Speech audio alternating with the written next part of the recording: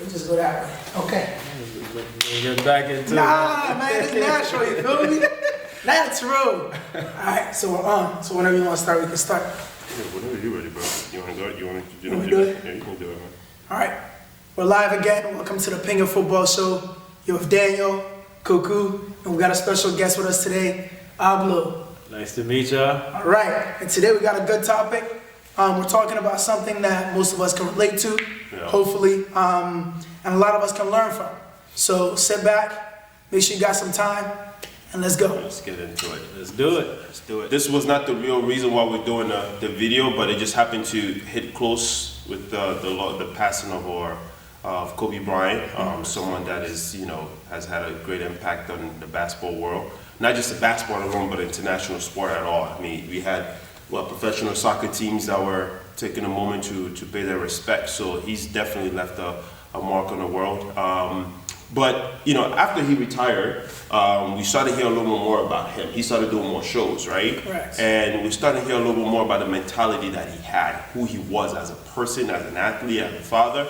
And personally for me, after he retired, even though I watched him growing up playing basketball and all that stuff, I was not really a huge fan of Kobe because I like Jordan. I was a Jordan fan, right? And back then he used to play against the Wizards and Jordan was playing for us, and I didn't want to cheer for him. But after he had retired, he started doing more shows, just more talks, right? And I started hearing the mentality that he had, that MAMBA mentality that he talks about. It really resonated with me, and I think it resonated with a lot of us. I mean, I had no idea he was doing something like this throughout his career, right? And so I think my friend Carl actually was the one that showed me his first interview on YouTube. And from then on, I was like, whoa, this guy has something that I really want, in fact. So since then, the more I started listening to him, the more my mind started changing, and that's actually the topic we're bringing to you guys today. And like you said, it's funny because I honestly didn't know about the story, right? And like you said, it wasn't until he retired.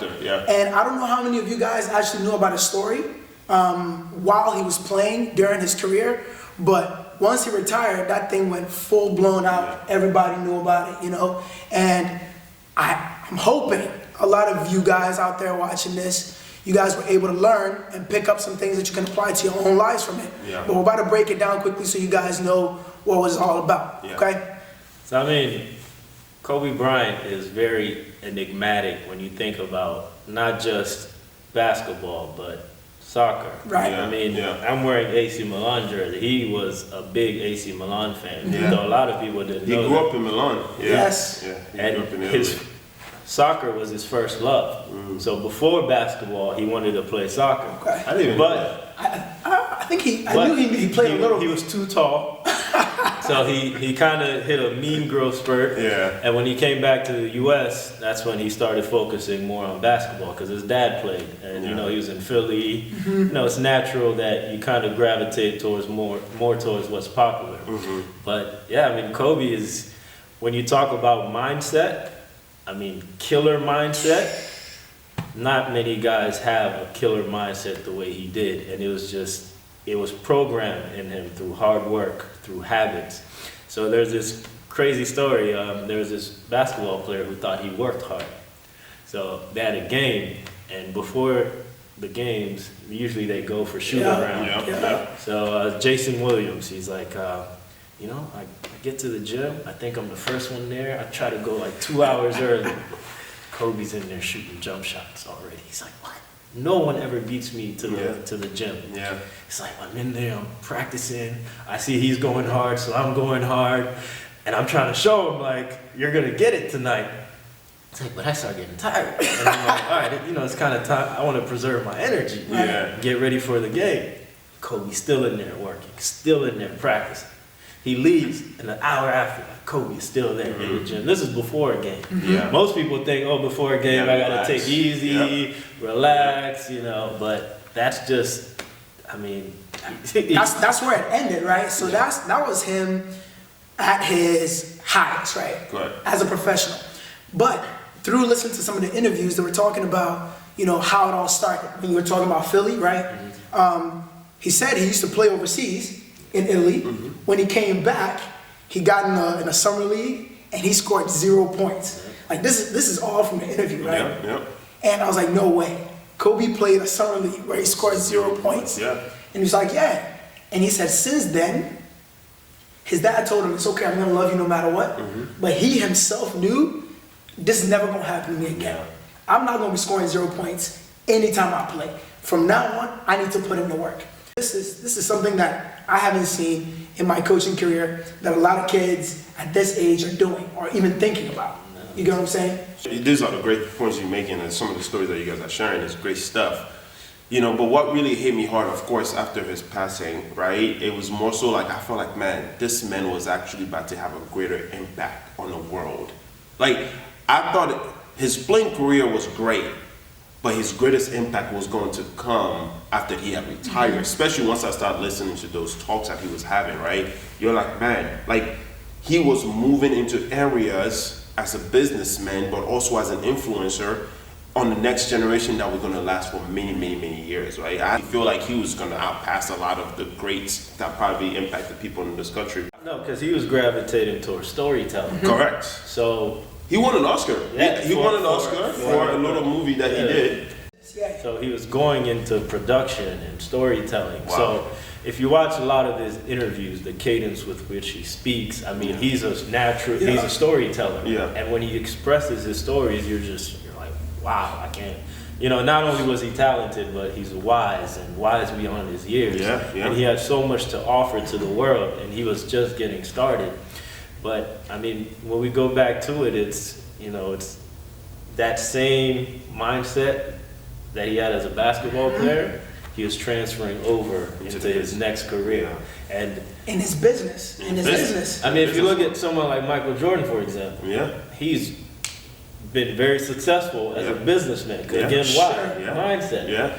The same mindset he had to win 6 championships is the same mindset he used to become, a very, very wealthy, and successful entrepreneur. Yeah.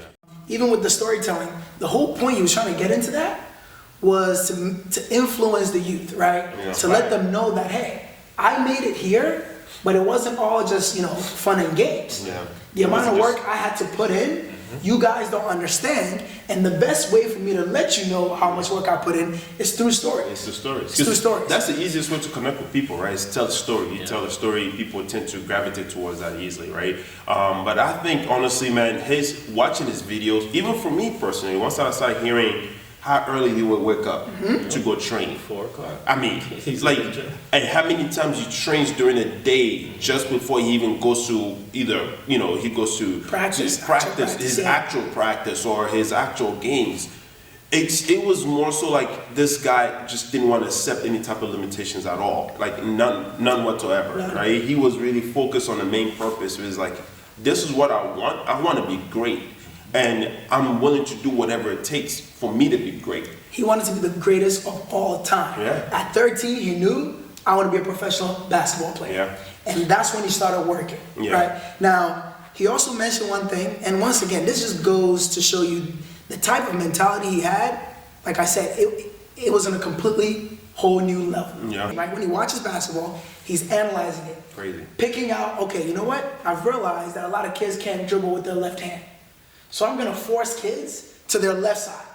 He said once he started doing that, he was scoring 60 plus points a game. Yeah. Because he just pick up and go lay up. Yeah. Now, like I said, a lot of kids are nowhere close to that. Of course not. Imagine, we coach soccer, right? Yeah. We've all played soccer.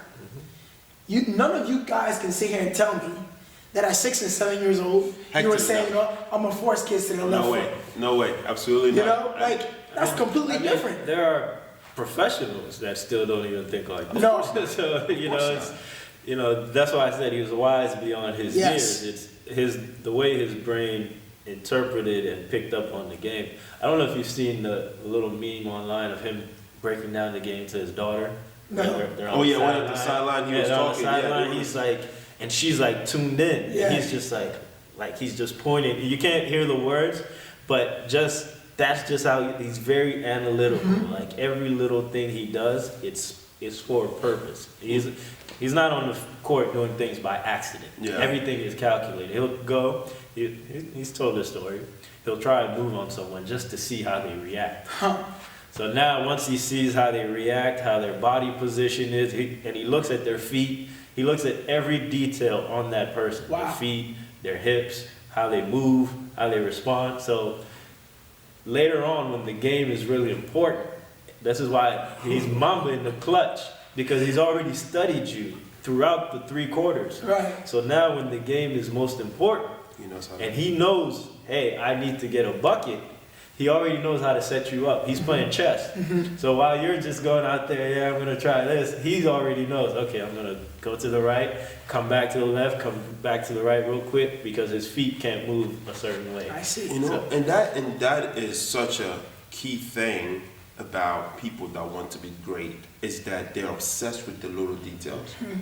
Obsessed with the little things. The little things matter, right? They're not the work ethic. The work ethic. The work Details ethic. and work ethic. You gotta have both, and you can see that Kobe in his work ethic, the amount of training that he does, how early he wakes up, the sacrifice he has to make to get to where he's at, and also paying attention to every little thing.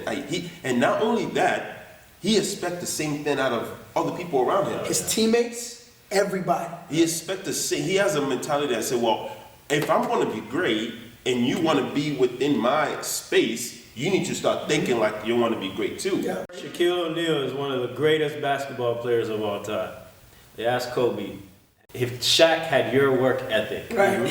how many championships would you have won? He said, we never would have lost. If Shaq worked the way I work, Shaq was... He said he would have been the best basketball player of all time, hands down. But because Shaq is a legend in his own right. Course. But he was so naturally gifted that, you know, big guy just... just toss you around. Yeah. But Kobe, I mean, yes, he was talented, but He worked for it. Yes, the hard work that he put in yielded more results than just natural. Correct. Yeah, naturally. Because otherwise, he would have faded off a long time ago. Yep. I mean, So those are the 2 things we want to focus on as we're moving forward: the attention to detail Correct. and the work ethic. Because that's Kobe. And once again, I didn't hear about this till after he retired, right? But if we want to bring it back to the soccer world, we know a player now that many people, every time they've played with him, they've worked with him, that's the one thing they mention, his work ethic. Yeah. Right? And you guys know who I'm talking about, right? Yeah, the one CR7? CR7. CR7. So now, this guy, and at some point, you have to start making a correlation, right? Yeah. He wants to be one of the greatest of all time. Kobe wanted to be one of the greatest of all time. Correct. The work ethic is very similar. Very. The attention to detail. Now, if you watch Cristiano, some of the goals he scores, there's no way you can walk away from the television set and say, oh, nah, this guy, nah, that was luck. Impossible. Of course not. Because every goal he scored, he can repeat. Yeah. Always. I mean. Always. That is another player that, you know, like you just mentioned, the mentality. That mentality to say, hey, I want to be great. And I'm not going to let anything or anyone stop me from getting there. And then another crazy thing is that in their own right, they're already great. They are. But They don't stop. When I look at right now and say, you know what, let me retire, let me go into my business. He's already doing business stuff, but let me retire. Why am I running around? I've already broken so many records. I don't need to prove anything to I don't need to prove anybody. anything to anyone. But yet, you can see him still going. It's almost like they're not satisfied until they're the only one left on the platform, being there is no one above you, there's no one following you, there's no one beside you, there's no one that's even going to come underground to even come to your level. Right. So they can rest. Right. And that mentality is a game changer, you know? Here's where you see the parallels of greatness. So the same story I mentioned about Kobe. So Cristiano goes to Juventus. Douglas Costa shows up to practice early, thinking he's one of the first people to practice. He's probably trying to make sure that he keeps his starting spot. He said, Cristiano is there, I'm not going to start anymore. Who's already there at practice? Who's already there on the field practicing? Cristiano Ronaldo. Practice is over. Douglas Costa wants to stay. Who's still there? Cristiano Ronaldo. Who's the last one to leave? Cristiano Ronaldo. See, Who outlasted the other? Cristiano Ronaldo. When you think about greatness, you look at every great player. It doesn't matter the sport. Like football, basketball, soccer, baseball. There's a mindset where they say, hey, I'm going to tune in. I'm going to focus, cut out all the distractions. Friends want to go out. Nope, I'm sorry. I'm going to stay home. I'm going to watch film. I'm going to watch video. I'm going to study the game. I'm going to analyze. I'm going to go to the gym. I'm going to work out. I am locked in. We've seen some very, very good soccer players play the game. Yeah. But none of them have this longevity that we see in Cristiano Ronaldo. No. Right? Now, we can talk about R9. Phenomenal player, right? But how long was his career? Yeah. Were they naturally gifted? Did they put in the work? Ronaldinho, did he put in the work? And that's one of the biggest drawbacks on Ronaldinho. Right. Ronaldinho, you could arguably say, is the most talented. Like, the things this guy does with the ball, he's a magician. He was enjoyable to watch. But Ronaldinho liked to have fun. Correct. So when the game was over, that was it. He wanted to have fun. Yeah. Whereas, you know, Cristiano is, I mean, he is locked in. He is on a path for greatness. Yeah. I won't eat anything that's going to harm me from playing at my best level. Yeah. I won't involve myself in anything that could potentially stop me from playing at the highest level. Yeah. I will take care of my body. I will be focused. I will train hard. All of these things come together. We don't see it. We just see him show up. We see him score a bunch of goals. But man, the things that these players are doing behind the scenes is what we want to make sure that you guys out there, especially whether you're young and you think, oh, I want to pursue professional soccer or professional basketball, right? Yeah. You have to understand that you don't just wake up and it happens. Yeah. You have to understand that training twice a week is not even close to being enough. Absolutely. You're average. If you're only training twice a week, I don't even have to see you, I don't have to know you, but I can tell right now you're average. These professionals, for these greatest of all time athletes, they did something different. They did something out of the ordinary. That's why they're not just ordinary players. So I think another point is, you know, nowadays in the social media world, right, we see the name artists and what they're doing. It's always these Brazilians. You know, not just the Brazilian alone, but you see all these athletes now, and all they're showing is the flashy lifestyle, right?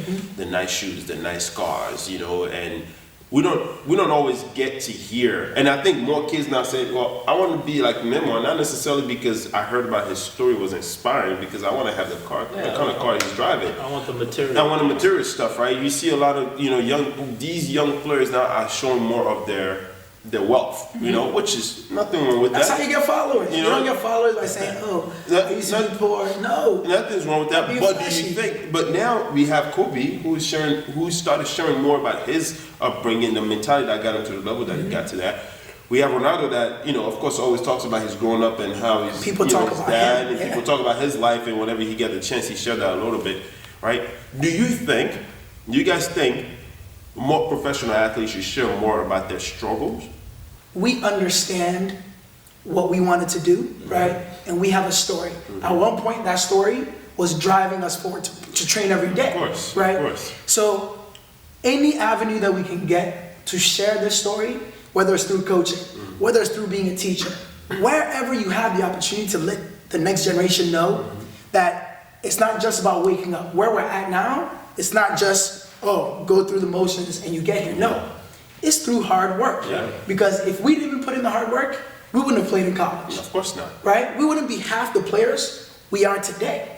And so definitely, I honestly think it would be the biggest shift for youth as a whole if more professional athletes, especially the ones that are very popular on social media, would have a talk show like Kobe did, would have a moment where they can talk to somebody and really break it down for them and for the youth, the amount of work they had to put in. I think that's always the part that kids are missing, the work. The work. Because I don't think they understand the value in the work. They see the Mbappe scoring the goal, they see the Ronaldo celebration, the hair, they see the nice car, even you could even say, I guess, the trophy-wise. Who's this one? Griezmann. You see all of that and they say, I want that. I want that nice stand. And it's good to be driven by good things, right? But behind good things or a driven story, there are negative things that kind of push for it. You want to be great. You know, like, you know, at some point, I hope we're all going to get to share our story and our background, what brought us to where we are today. But I think the reason I felt like Kobe was going to have the greatest impact, right, more than he did in his playing career, because his story was going to touch hearts. It's going to touch a lot of kids that are grew up in the ghetto right now, or that are playing basketball and don't even know, how am I going to make it to the NBA? How do I? That was the formula, right? Yeah. That was literally a formula that everybody can follow. Correct. You don't need to be rich to do this. No. You can be anybody, anywhere. And you can follow the same formula. Yeah. And even if you don't become the greatest of all time, you might become a professional. Yeah. Period. Yeah. So let's talk about that. How can we let the next generation know? For a young soccer player, what can they be doing right now to set themselves up for success later? And the crazy thing is, it doesn't just apply to soccer and sports. No. Even your professional life. Yeah. It's all about habits. Yeah. Once Kobe started waking up at 4 o'clock, by the time it became muscle memory.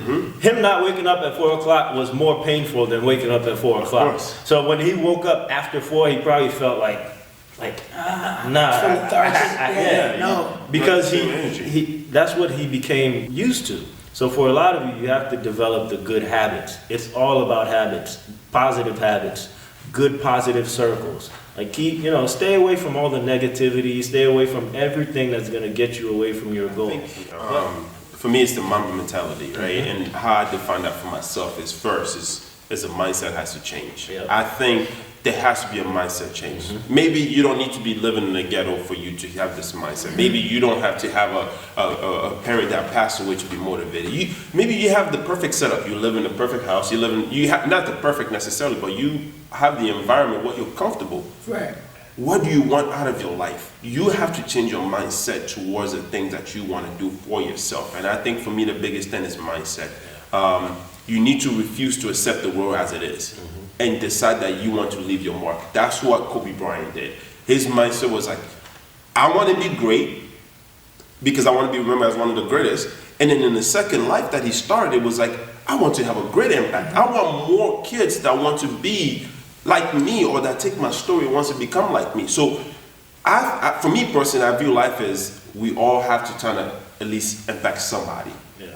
If each and every single one of us, right, if 3 of us here, for example, decide that we want to impact one person, that one person goes and impact one person, that person goes and impact one person, now we are just exponential growth. There you go. We are changing mindset. We are changing generations. And I think it starts from us who want to say, you know what? I need to change somebody else's life. I need my life to matter so much that it impacts how someone else lives their life. You have to want it. Yeah. And that's how I see it. It has to be something that you want so badly, you're willing to make the necessary sacrifices for. Yeah. And so if it is wanting to become a professional soccer player, if it is wanting to get in shape, because you already know, America is one of the most obese countries in the world, right? Yeah. So a lot of people have the goal of losing weight, but what are they doing about it? Yeah. A lot of people have the goal of wanting to become a professional, but what are they doing about it? You have to want it bad enough, and then once you understand what it takes, you have to be willing to make that sacrifice. That is probably the most important lesson you can take away from the man, the father, the professional that just passed away, right? And those that are still living and are applying these things to their lives, Cristiano Ronaldo, some of the other athletes out there, we have to learn from that. Yeah. We have to learn from that. We can't just look at the flashiness on Instagram. Definitely not. We can't just look at their success and not really understand the story behind it, the work behind it, the sacrifice behind it. Yeah. Let's just say, one of these professionals out there happened to stumble on our videos, man. We encourage you. You have a message, you have an audience, and you have a generation that is thirsting for how to get to your level. Share your message, just like Kobe did, and what he started doing was to try to impact the generations after generation based on the knowledge that he had gained throughout his playing career or how he got to the level that he got. So share your knowledge and, and desire to be greater than where you are currently. Desire to be great, one of the greatest I ever did it. One last thing I'll add, continue to be a student. Yes. Always be a student, whether it's a student of the game, a student of life. Keep your mind open and always want to learn. And let's make the world a better place. Yeah. Well, on that note, just pick it. Let's go. Woo. That was cold, bro.